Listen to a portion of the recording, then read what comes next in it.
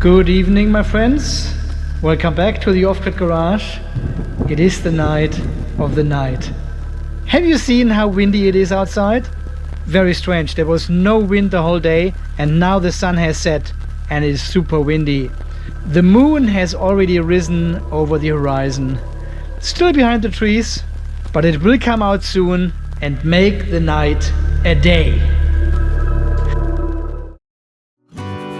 Okay guys, we are going to build the Frankenstein battery tonight. I have prepared everything.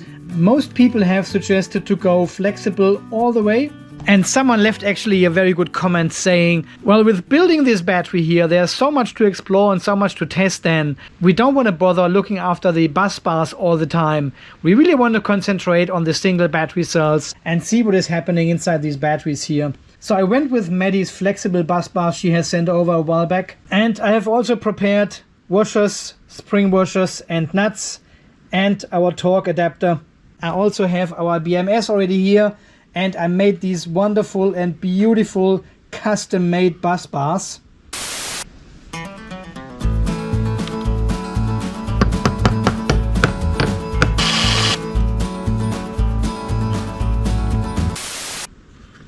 It's made from 3mm aluminium. I'm actually not sure if this is good or bad. And we want to have a look at this high-tech BMS first here before we install this and connect it to our Frankenstein battery.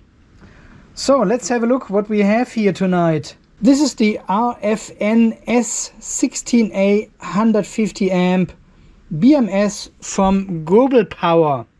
They have sent me this BMS here for testing purposes a while back, and I think it's the ideal candidate to go into the Frankenstein battery. It is the typical industrial style BMS. Charge and discharge MOSFET under a heatsink on one side and the current limiter on the other side. This one has two inductors, so we can assume a 20 amp current limiting function. All the balance cables connect on one side and on the other side there are connectors for all the components. Communication board interface, the typical 4 LED gauge with alarm and power LED, a nice big display with 5 buttons, and of course all the wiring.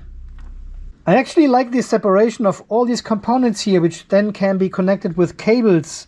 Especially for a do-it-yourself battery, it keeps things very flexible. I also hate this shit like hell.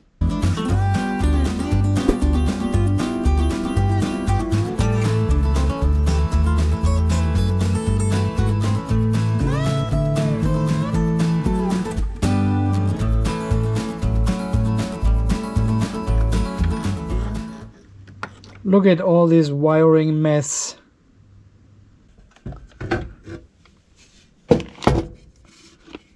And look how clean the Seplos BMS is. One single cable. Everything else is integrated in the main PCB. So I actually like the Seplos BMS much better. Okay, I like the Gobel Power BMS more.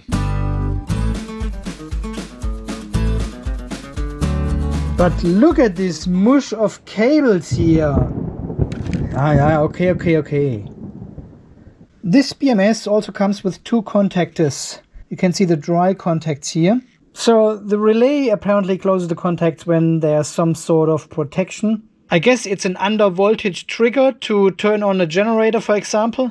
But we will find out more about this feature later.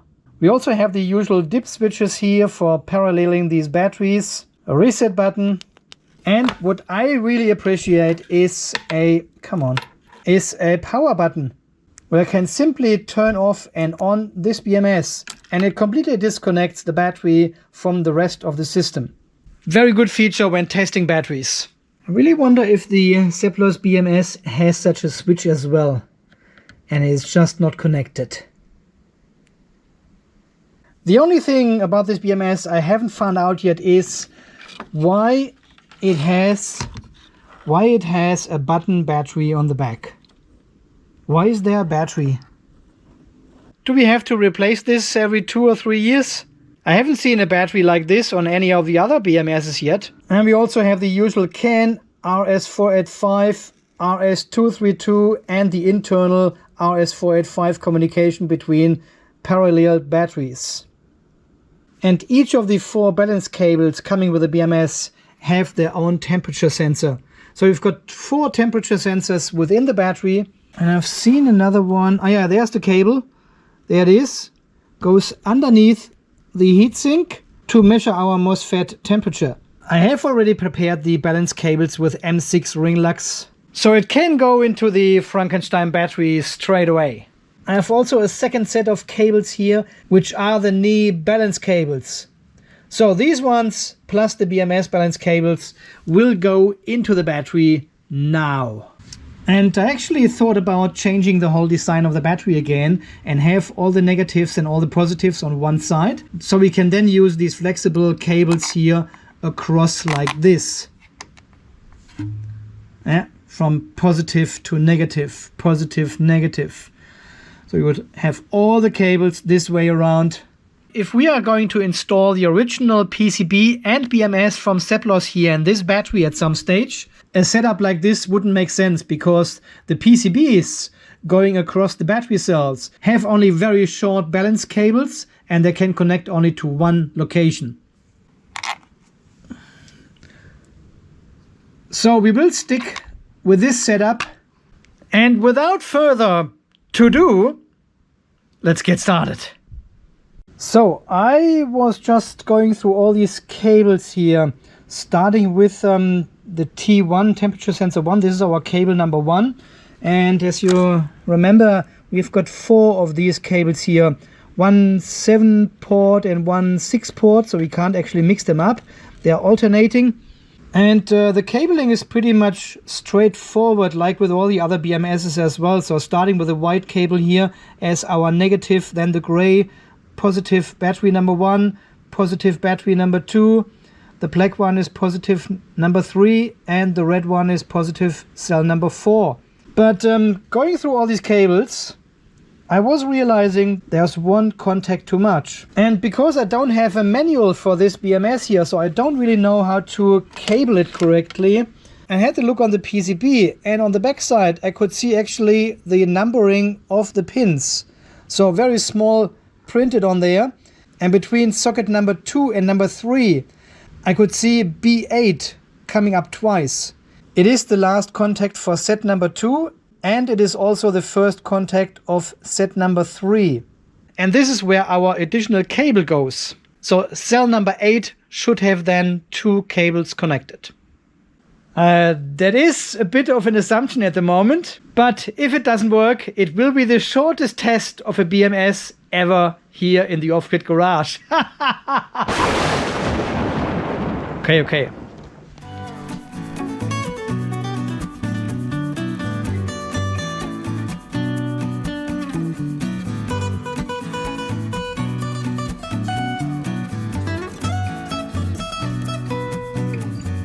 Guys, this cable situation here is the pure horror for me.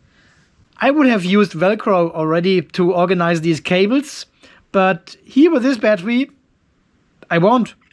No, I'm not doing it. I'm not using any Velcro here. It's a Frankenstein battery. And here we can see our cell number 8 has 3 ring terminals connected. One is our NEEY active balancer, and then we've got 2 going to the BMS. I hope this is correct. And here with these cells, we can actually use one thread for our balance cables and the other thread for the connection. Okay, let's measure all the cables and see if they are in the right order. I know, with this battery I probably shouldn't do this, but I want to avoid any smoke here. Okay, 3.3. 53, yay! Okay, that is correct so far. And before we do the final step and connect the BMS to this battery here, we have to torque all the screws first. Right? We have to torque it. And I have set 4 Newton meters on the adapter. So all the screws, bolts and nuts will be torqued with 4 Newton meters.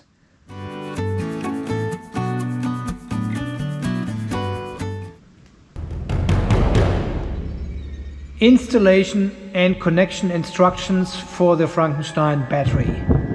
Protection plate power on, has restricted sequence requirements.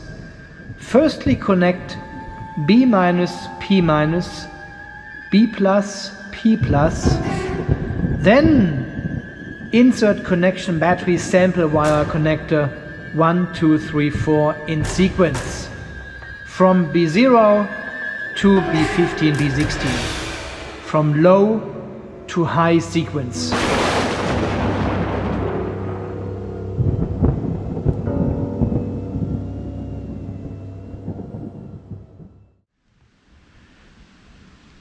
Very clear instructions to wake up the beast.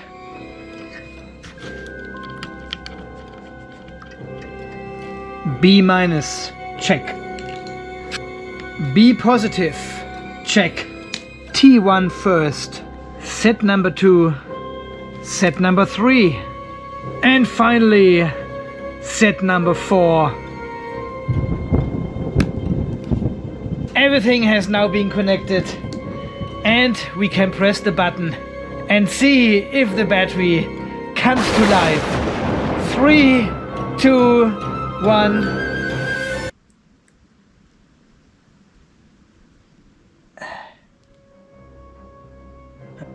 Okay. Hello? Hello? Come on, wake up! Frankenstein, wake up! It's not working. Okay, let's try this again. Positive. Light comes on. Set number 1, set number 2, set number 3, set number 4. Okay, will it work this time? 3, 2.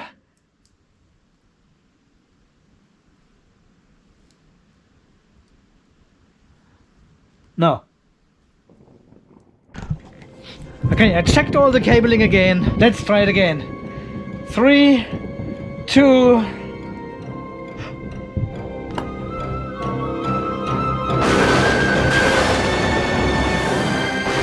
It is alive.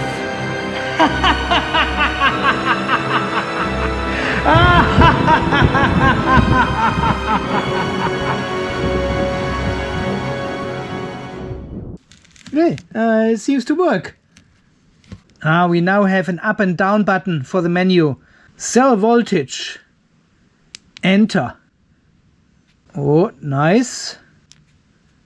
40, around 60 millivolt deviation I can see. That is not too bad.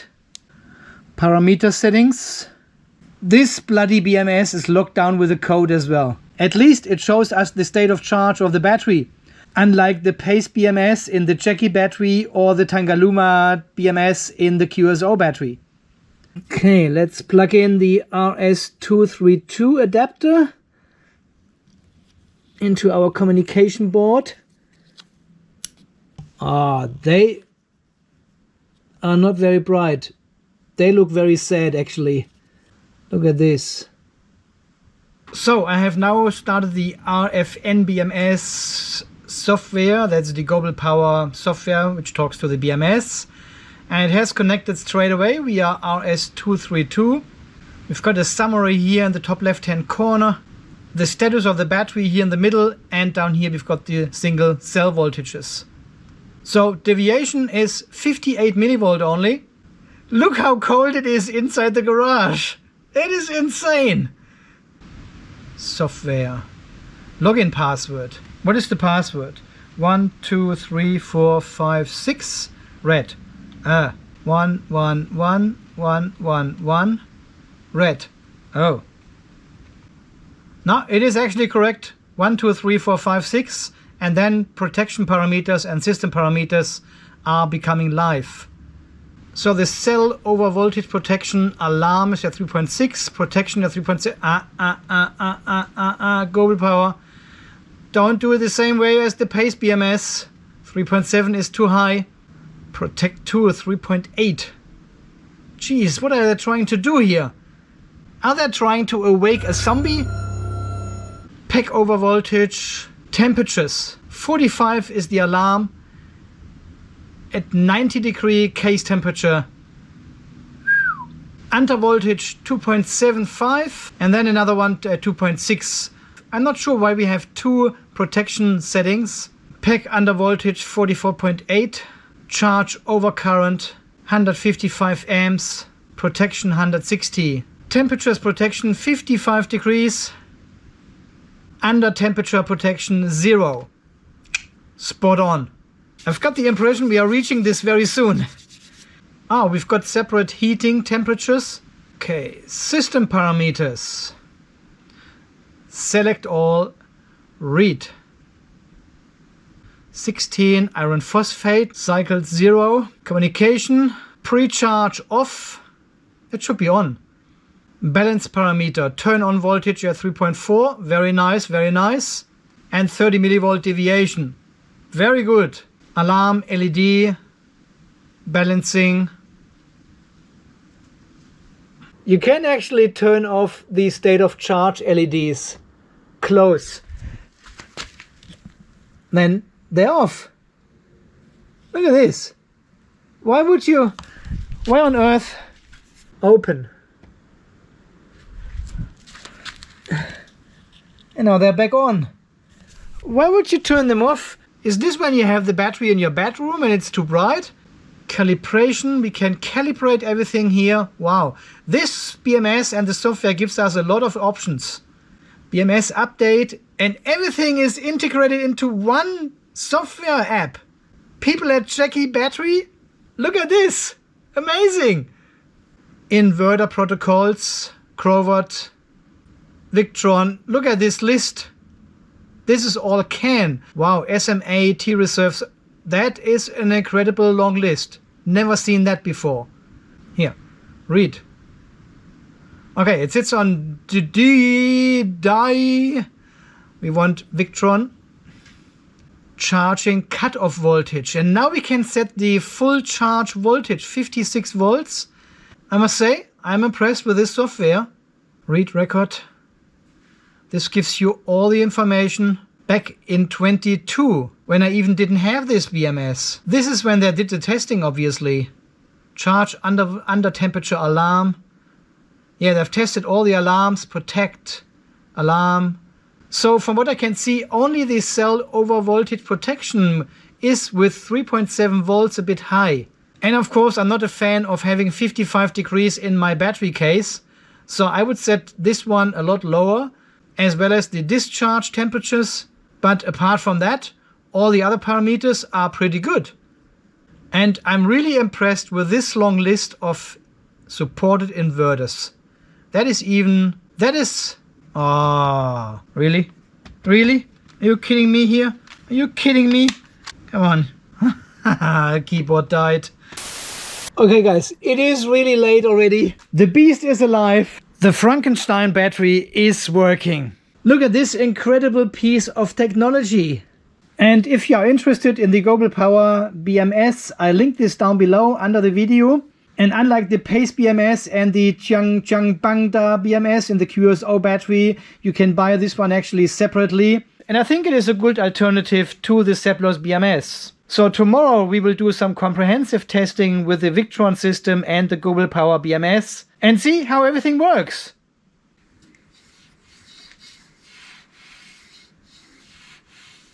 And in tomorrow's video, we want to make the battery walk. This is what Victor Frankenstein did with his monster as well. He made it walk.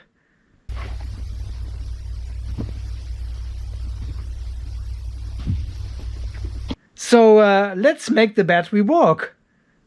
If not, we have to call Frau Blücher. I am Frau Blücher.